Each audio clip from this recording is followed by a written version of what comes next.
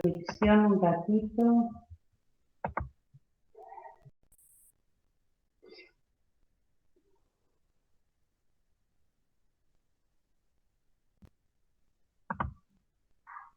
¿Qué tal se ve ahí? ¿Bien? Sí, doctora. Bueno, hoy vamos a hablar de la quimioterapia de las tripanosomiasis. Vamos a continuar con el estudio de estas parasitosis que forman parte de las enfermedades parasitarias producidas por protozoarios. Vamos a comenzar diciendo que las tripanosomiasis son muy frecuentes en los países tropicales y subtropicales. Son enfermedades muy extendidas a nivel mundial y son producidas por un protozoario del género Trypanosoma. Y existen básicamente dos enfermedades producidas por dos tipos de Trypanosoma. Una es la enfermedad de Chagas o mal de Chagas, en honor a la persona que la describió y la estudió y la descubrió, que fue Chagas, conocida también como tripanosomiasis americana, y la otra es la enfermedad del sueño o tripanosomiasis africana.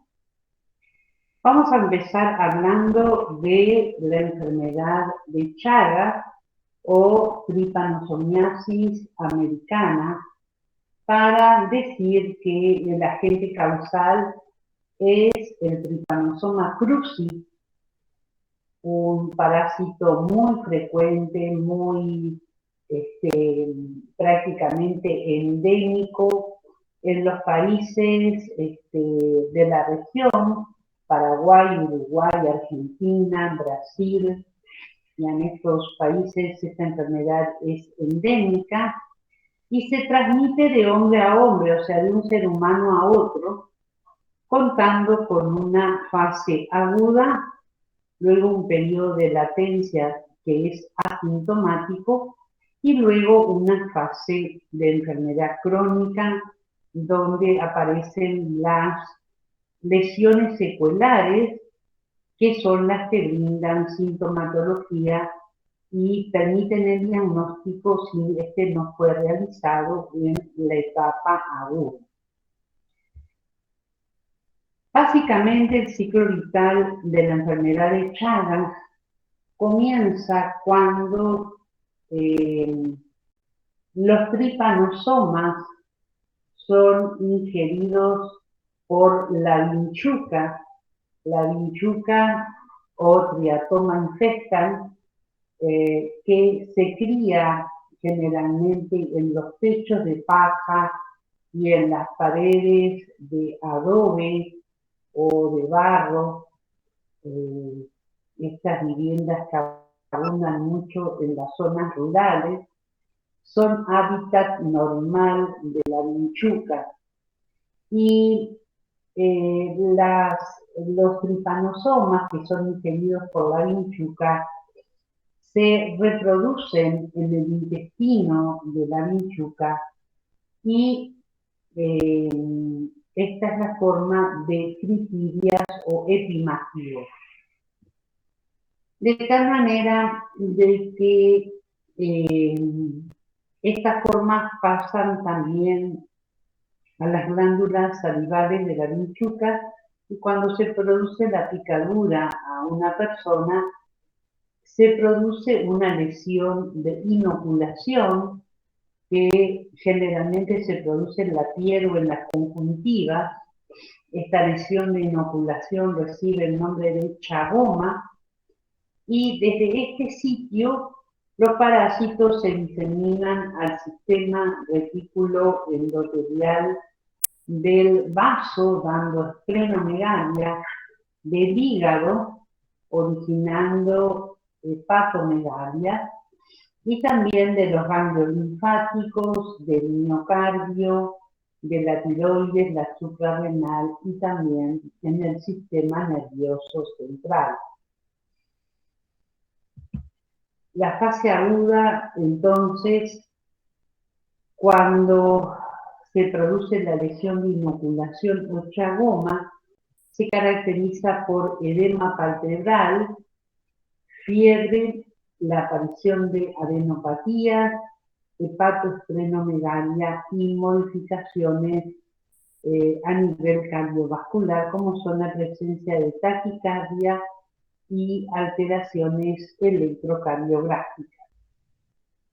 Cuando el diagnóstico no se realiza en la etapa aguda, porque es una etapa que luego va a remitir muchas veces en forma espontánea y no se realiza el diagnóstico en esta etapa, pasamos a la fase latente, que puede durar varios años, a veces muchos años, en los cuales generalmente no hay síntomas o la sintomatología es muy escasa, para llegar luego a la fase crónica en la cual las manifestaciones clínicas son debidas fundamentalmente a las lesiones secuelares que aparecen por la acción de este parásito, de tal manera que aparecen trastornos cardiovasculares importantes, como son las arritmias, los bloqueos, incluso los cuadros de insuficiencia cardíaca, a veces muy avanzados, que pueden llevar a la muerte de los pacientes. El índice de mortalidad puede llegar incluso a ser de alrededor del 10%. Entonces, es muy importante tener en consideración la miocardiopatía chagásica. Por otro lado, también podemos observar lesiones y agrandamiento por distensión del colon, dando el cuadro de megacolon y también el cuadro de megaesófago.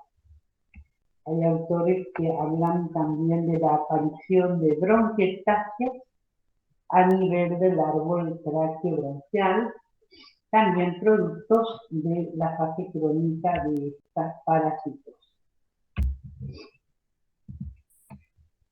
La otra trypanosomiasis es la enfermedad del sueño o trypanosomiasis africana. En este caso, los agentes causales son trypanosoma también, pero del tipo gambiense o rhodesiense. Y el agente transmisor ya no es la bichuca, sino es la mosca tsetse. El periodo reciente de esta enfermedad cursa con fiebre, la aparición de adenopatías y cefaleas, y luego se produce el llamado periodo tardío meningoencefálico, cuando se produce la invasión en el sistema nervioso central. En el periodo meningoencefálico, entonces, podemos observar sueño intenso, espasmos musculares o convulsiones que pueden llevar a la muerte cuando el paciente no es tratado en un plazo variable. Vamos a referirnos entonces ahora a las drogas que empleamos para la quimioterapia de estas enfermedades parasitarias, comenzando por la quimioterapia de la enfermedad de Chagas o trypanosomiasis africana. La enfermedad de Chagas se trata fundamentalmente con nitrofuranos y con nitroimidazoles. El nifurtimox como nitrofurano y el bensmidazol como nitroimidazol son efectivos fundamentalmente en la etapa aguda de la enfermedad. En la trypanosomiasis africana se pueden emplear derivados de la urea como la sudamina, fundamentalmente en la etapa aguda, y se reservan los compuestos arsenicales para la etapa crónica o periodo tardío, y también pueden utilizarse las diamidinas aroma. Vamos a comenzar entonces hablando de la quimioterapia de la enfermedad de Chagas, haciendo referencia a los nitrofuranos y los nitroimidazoles. Estas drogas, el nifurtimox y el benfluidazol, tienen una potente acción tripanocida tanto sobre los parásitos intracelulares, que son la forma de amastigotes, y también tienen acción contra los parásitos extracelulares o tripanosomas. En general, en la etapa aguda, la administración de estos fármacos da buenos resultados. Se han visto incluso algunos casos donde los parásitos pueden persistir en menor cantidad. En la fase aguda, entonces, los nitrofuranos y los nitroimidazoles hacen desaparecer el chagoma, o sea, la lesión de inoculación. También se observa la remisión de las adenopatías, la hepatoesplenomegalia, va desapareciendo la fiebre, la taquicardia, y se van negativizando las pruebas, fundamentalmente las pruebas serológicas, luego de pocos meses de administrar estas drogas, lo cual nos habla de la curación de la enfermedad.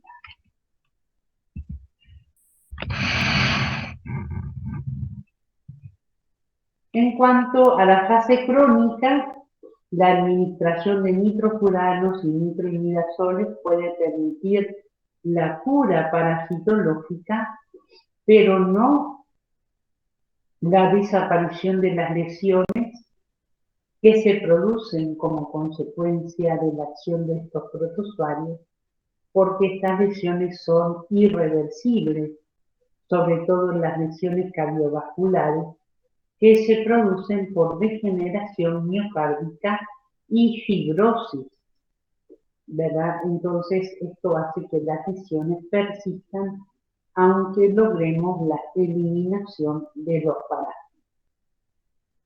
En cuanto a la resistencia, no se ha comprobado resistencia del Trypanosoma cruzi para el nifurtimox. No existe prácticamente diferencia en la acción entre ambos compuestos, solamente que el benfluidazol resulta ser un fármaco más potente. Y en cuanto al mecanismo de acción, se ha observado que pueden producir la inhibición de la síntesis del RNA en el parásito, de tal manera que se va a ver afectada la síntesis proteica, fundamentalmente por inhibición en la incorporación de algunos aminoácidos a la cadena polipeptídica, como son la lisina, la leucina, la uridina y la adenina. En el organismo, el nifurtimox puede producir efectos, sobre todo a nivel del sistema nervioso central, como son cuadros de excitación, cefaleas, parestesias y a veces incluso la aparición de cuadros convulsivos. El benfluidazol, en cambio, puede dar manifestaciones sobre todo en el sistema nervioso periférico, con la aparición de cuadros de polineuritis y trastornos cutáneos alérgicos.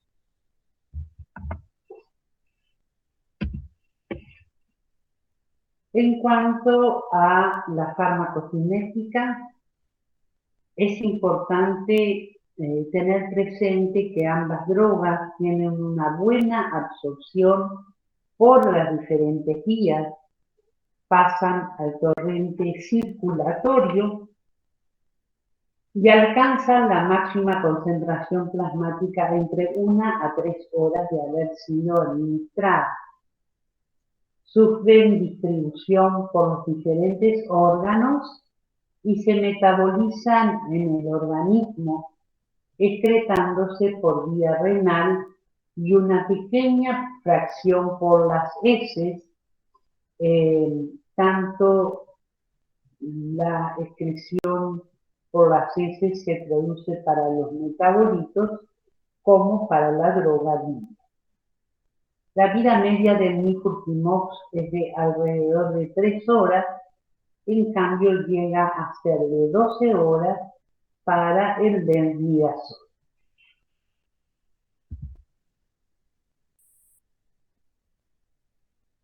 Y en cuanto a la toxicidad, vamos a referirnos en primer término a las reacciones adversas que puede producir el nifurtimox. A nivel del tracto gastrointestinal, el nifurtimox puede originar anorexia, disminución del peso corporal, puede causar náuseas y vómitos y también dolor abdominal.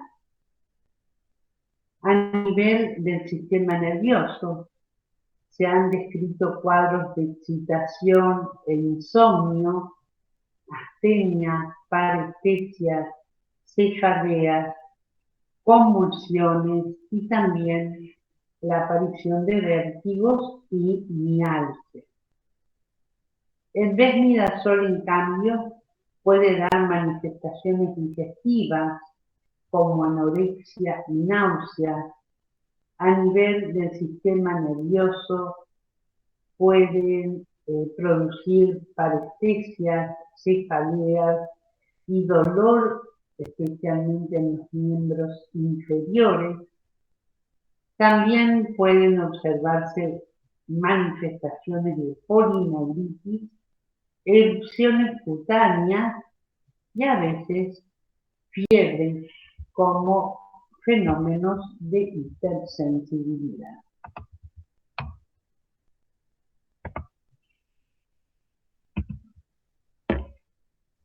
En cuanto a las vías y a las dosis, debemos decir que ambas drogas, tanto los nitrofuranos como los nitroimidazoles, se administran por vía oral.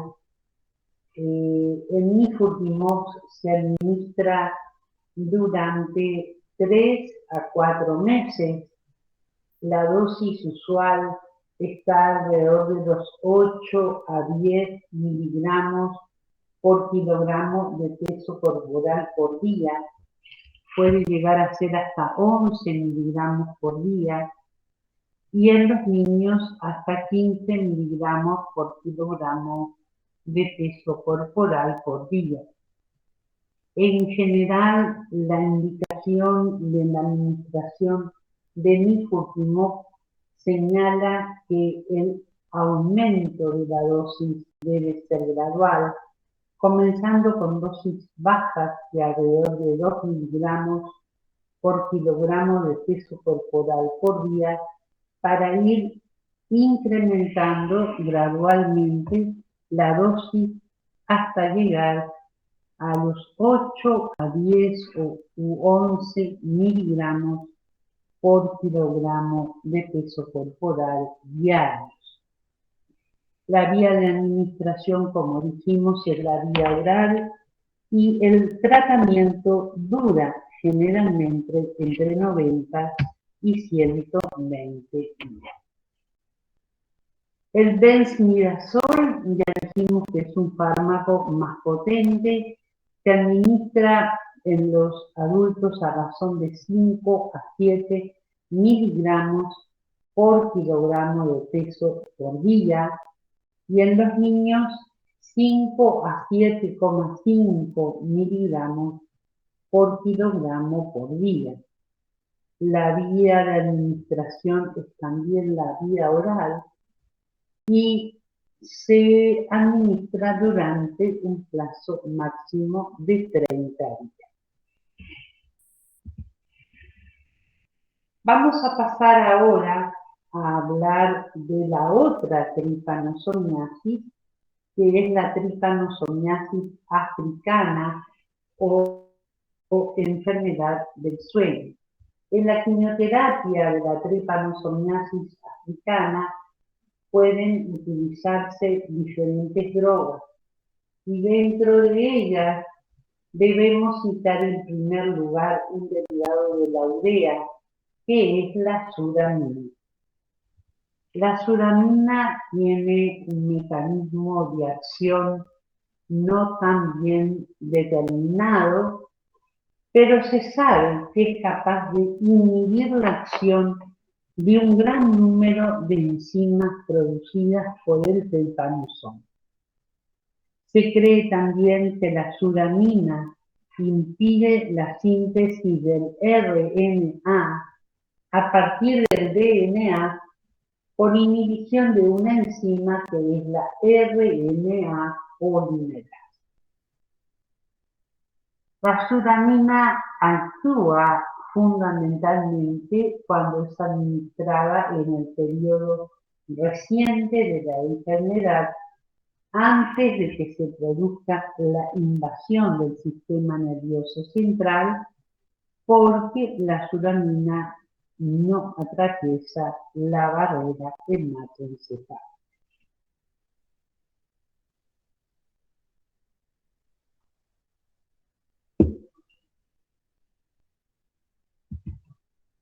Y en cuanto a las acciones en el organismo, se ha observado que la suramina resulta poco eficaz en el periodo tardío o meningoencefálico, porque como les decía, prácticamente no penetra en el líquido cefalorraquídeo porque no atraviesa la barrera hematoencefálica. Es un fármaco efectivo contra el trypanosoma gambiense y rhodesiense, pero no tiene efecto en la enfermedad de Chagas. O sea, se usa para la tripanosomiasis africana, pero sin efecto en la enfermedad de Chagas. Desde el punto de vista de su farmacocinética, otra diferencia importante con las drogas que vimos es que la suramina se administra por vía parenteral. Se ha observado que cuando se administra la suramina alcanza altas concentraciones plasmáticas y luego estas concentraciones van disminuyendo paulatinamente, pero persistiendo bajas durante un periodo prolongado que puede llegar hasta los 3 meses. Y esto se debe sobre todo a la fuerte unión que tiene la suramina con las proteínas plasmáticas. Como les dije, la suramina no penetra en el líquido cefalorraquídeo y prácticamente no se metaboliza en el organismo.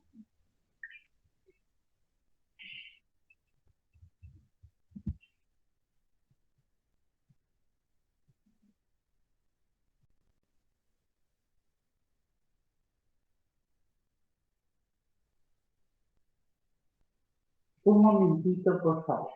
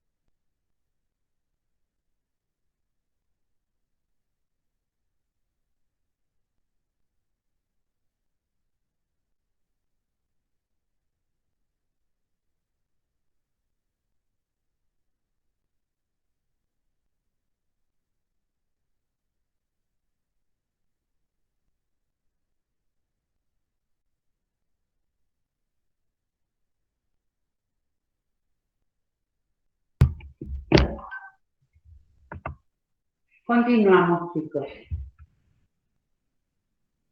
Vamos a referirnos ahora a la farmacocinética, o sea, vamos a continuar hablando de la farmacocinética de la suramina. Dijimos que esta droga no atraviesa la barrera hematoencefálica, por lo tanto no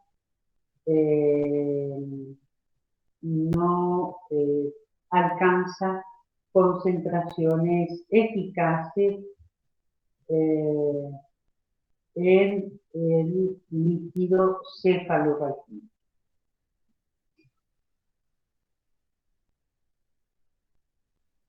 En cuanto a la excreción de la suramina, secreta por el riñón, fundamentalmente por filtración glomerular y reabsorción tubular en forma muy lenta, de allí que su efecto se observe durante bastante tiempo, y esto se debe, esta excreción, que es lenta, y la reabsorción tubular también, se debe fundamentalmente a su fuerte unión a las proteínas plasmáticas, que hace que la droga se disocie muy lentamente de las proteínas plasmáticas con las cuales se une, fundamentalmente a la fracción albúmina.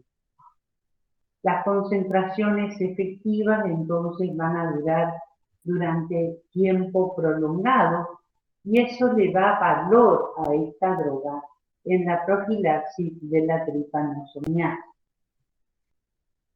También ocurre el fenómeno de acumulación cuando se administran dosis repetidas a intervalos cortos, dado que la droga permanece durante bastante tiempo en el organismo.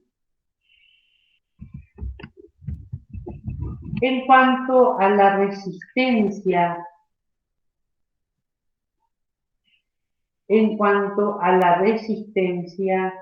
del tripanosoma a la acción de la suramina, podemos decir que no se ha comprobado resistencia del tripanosoma a la acción de la suramina, y que la administración de esta droga se realiza por vía parenteral, fundamentalmente por vía intravenosa lenta, en solución acuosa al 10%. Debido al fenómeno de acumulación en el organismo y también a su lenta excreción, la dosis usual es de 1 gramo administrado en forma intravenosa una vez por semana.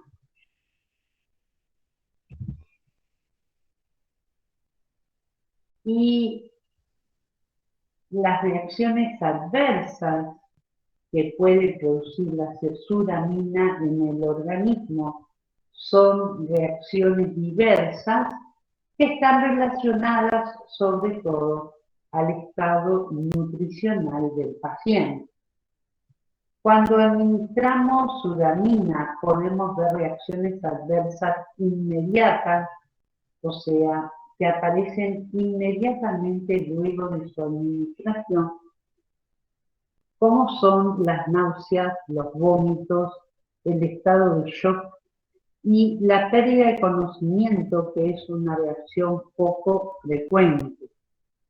Esto puede evitarse o disminuirse administrando la droga lentamente en forma de solución.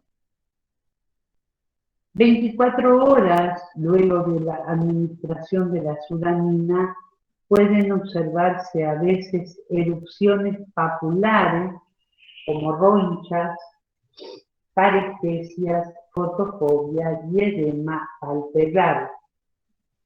Y dentro de las reacciones tardías se describen la presencia de albuminuria, hematuria y cilindruria a nivel renal. Raramente puede verse una agranulocitosis o anemia hemolítica. Dentro de las contraindicaciones, la suramina está contraindicada en aquellos pacientes que desarrollan una intolerancia inicial a la droga. También está contraindicada en los pacientes con insuficiencia renal, dado que esta es la principal vía de administración de este fármaco, y también en los pacientes que manifiestan hiperestesia palmoplantar, porque eso puede ser el aviso de la aparición de una neuritis periférica. En cuanto a los usos terapéuticos, como dijimos, la suramina se emplea en los cuadros de tripanosomiasis por tripanosoma gambiense y rhodesiense, y se puede usar también en otras parasitosis como es la oncocercosis producida por filarias adultas.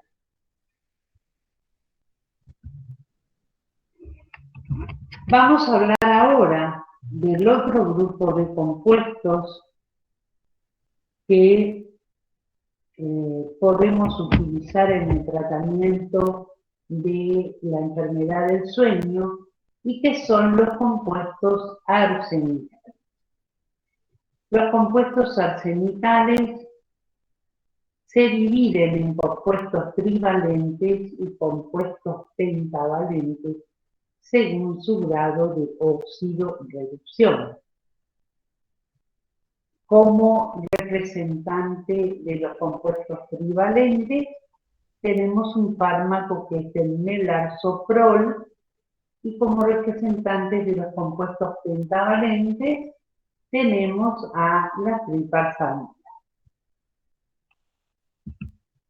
Vamos a hablar entonces de la acción farmacológica, diciendo de que los compuestos arsenicales son realmente efectivos, no solo contra los tripanosomas, sino también son efectivos contra amebas y treponemas, y que en la tripanosomiasis africana o enfermedad del sueño, tanto los compuestos trivalentes como los pentavalentes son efectivos, produciendo la desaparición de los síntomas y de los parásitos en la fase reciente, y también la desaparición de los parásitos y la sintomatología en la fase tardía, porque estas drogas atraviesan la barrera hematoencefálica y aparecen en el líquido cefalorraquídeo, es decir, podemos emplear compuestos arsenicales en el tratamiento del periodo tardío o meningoencefálico.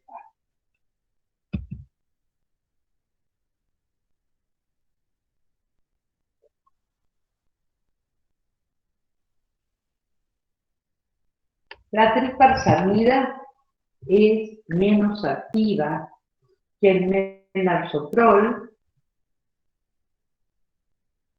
y actúa fundamentalmente en la tripanosomiasis por tripanosoma gambiense y menos en el tripanosoma rhodesiense.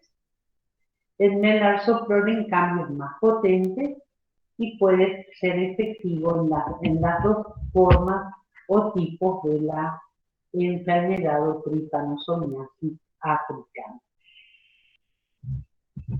En cuanto al desarrollo de resistencia, se ha observado resistencia en el ser humano, sobre todo con la tripalsamida, y se cree que es por disminución de la entrada y fijación de las drogas en los tripanosomas, al producirse la alteración en la permeabilidad de la membrana. Recordemos que estamos hablando de protozoarios, organismos unicelulares.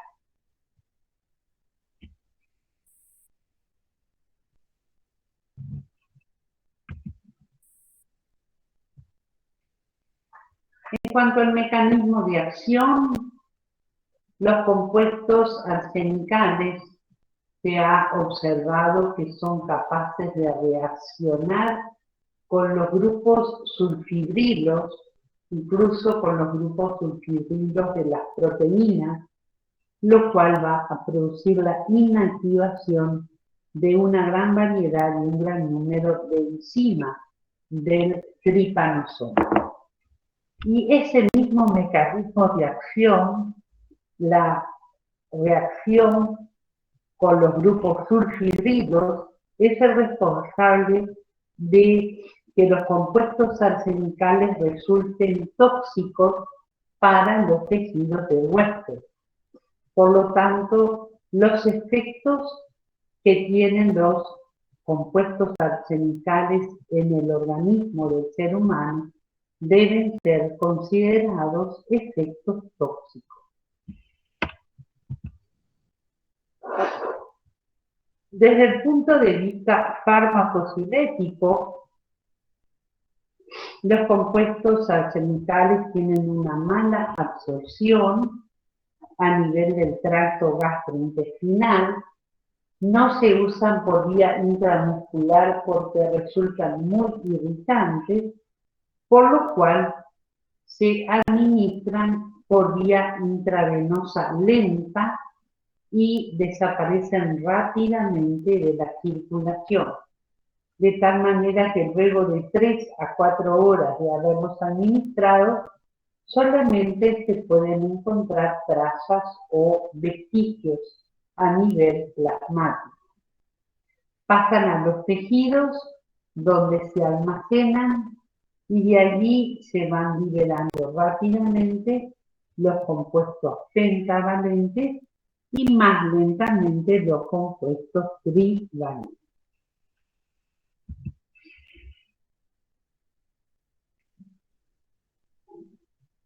Estas drogas se almacenan en el organismo fundamentalmente a nivel hepático, pero también en el vaso, pulmón y riñón, y en menor proporción a nivel de los huesos y en la piel. En los tejidos, los compuestos trivalentes sufren oxidación y los pentavalentes sufren reducción, transformándose en arsenóxidos activos. Atraviesan la barrera hematoencefálica y pasan al líquido cefalorraquídeo, siendo activos a este nivel y se excretan por la orina y por las heces, y una pequeña cantidad se elimina a través de la saliva, el sudor y la leche materna. Los compuestos trivalentes, como se secretan muy lentamente, pueden dar en el organismo el fenómeno de acumulación. Y vamos a referirnos ahora a la toxicidad de los compuestos arsenicales y vamos a decir que las acciones en el organismo pueden llegar a producir reacciones adversas severas, incluso a algunas de ellas letales, por lo cual es necesaria la administración bajo estricta vigilancia médica. Dentro de las reacciones adversas medicamentosas producidas por los compuestos arsenicales, se pueden citar en primer lugar las reacciones inmediatas. Dentro de las reacciones inmediatas tenemos el síndrome angioneurótico o crisis intritoide, que es poco frecuente, pero tiene la particularidad de aparecer luego de la administración intravenosa en forma inmediata. Las manifestaciones clínicas consisten en enrojecimiento de la cara y de las conjuntivas, tos, náuseas, opresión precordial, palpitaciones, hipotensión arterial, edema de cara y de párpados, edema de lengua, y estas reacciones que aparecen inmediatamente a su administración intravenosa desaparecen solas y pueden evitarse como efecto adverso administrando estas drogas en forma intravenosa muy lenta. Otros efectos tóxicos, además de las reacciones inmediatas, son las reacciones precoces a nivel gastrointestinal que aparecen entre las 4 a 12 horas de su administración y consisten en la aparición de náuseas, vómitos y cuadros diarreicos. Y tenemos, además, las reacciones adversas tardías. Es decir, hablamos de las reacciones adversas inmediatas, hablamos de las reacciones precoces y ahora vamos a referirnos a las reacciones tardías, como son la encefalopatía arsenical, que se observa sobre todo con el melarsoprol y que consiste en la aparición de cefaleas, vómitos, vértigos, incluso estados convulsivos que pueden llevar al coma y a la muerte del paciente. Dentro de las reacciones tardías también puede observarse una dermatitis arsenical consistente en la aparición de erupciones cutáneas diversas producidas por intoxicación o fenómenos de hipersensibilidad. Dentro de estos cuadros se pueden ver dermatitis menores, como son cuadros urticariales, con lesiones cutáneas pruriginosas y edema, o se pueden ver cuadros de dermatitis mayores con erupciones maculopapulares o lesiones vesiculares o ampollares, como es la dermatitis exfoliativa generalizada, con fiebre y lesiones mucosas que a veces pueden también llevar a la muerte. De tal manera que es importante considerar dentro de estas reacciones tardías los cuadros de dermatitis arsenical, los cuadros menores o la dermatitis mayores, que son mucho más graves. Dentro de las reacciones tardías también podemos observar la atrofia óptica, que es la principal reacción adversa por triparsamida, es bastante frecuente, alrededor de un 5% de la población tratada con esta droga puede producir, se puede observar una atrofia óptica que puede llevar a la ceguera permanente. También como reacción tóxica tardía podemos ver una hepatitis tóxica con ictericia, en primer lugar la forma benigna, que es más frecuente, o la forma grave mortal, que es poco. Y además las lesiones renales, poco frecuentes, pero que revisten a veces gravedad porque aparecen tardíamente, como son la proteinuria, la cilindruria y la hematuria. Y también dentro de los fenómenos tóxicos se describen los trastornos sanguíneos, que son poco frecuentes, que se ven sobre todo por acción tóxica sobre la médula ósea y que consisten en la aparición de cuadros de granulocitosis, púrpura trombocitopénica y anemia aplásica que pueden llevar a la muerte del paciente.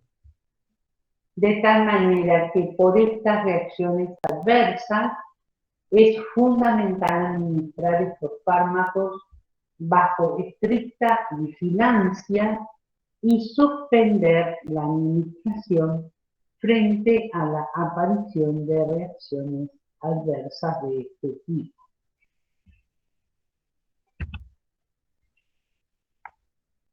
En cuanto a las contraindicaciones, entonces, por las reacciones tardías que pueden dar estas drogas, sobre todo lesiones hepáticas, cerebrales, cutáneas, cardiovasculares y renales, estas drogas están contraindicadas cuando se observan alguna reacción tóxica en estos órganos o en pacientes con antecedentes patológicos de nefropatías, trastornos cutáneos, hepatopatías o cardiopatías o enfermedades del sistema nervioso central. En cuanto a las vías y a las dosis, debemos decir de que la vía de utilización de los compuestos arsenicales es la vía intravenosa, tanto en niños como en adultos. La dosis de melarsoprol se calcula a razón de 3,6 miligramos por kilogramo de peso por día durante 3 días. Esta dosis puede ser repetida de acuerdo a la evolución del proceso y la tripalsamida se administra a razón de 35 miligramos por kilogramo de peso por día cada 5 días, pudiendo llegarse a un total de 12 aplicaciones. En cuanto a las indicaciones o usos terapéuticos, vamos terminando diciendo de que la única indicación actual de los compuestos arsenicales es la tripanosomiasis africana o enfermedad del sueño, y que debido a la toxicidad de estos fármacos se usan en general en la segunda fase o periodo tardío o meningoencefálico de la enfermedad del sueño, donde son realmente eficaces, porque en la primera etapa o periodo reciente podemos emplear la suramina, que resulta ser menos tóxica que los compuestos arsenicales. Con esto entonces terminamos por hoy la clase. No olviden registrar su asistencia, poner quimioterapia de la tripanosomiasis. Un ratito. Quimioterapia de la tripanosomiasis para el registro de asistencia, y el horario ya lo tiene. No sé si hay alguna pregunta, algo que quieran aclarar.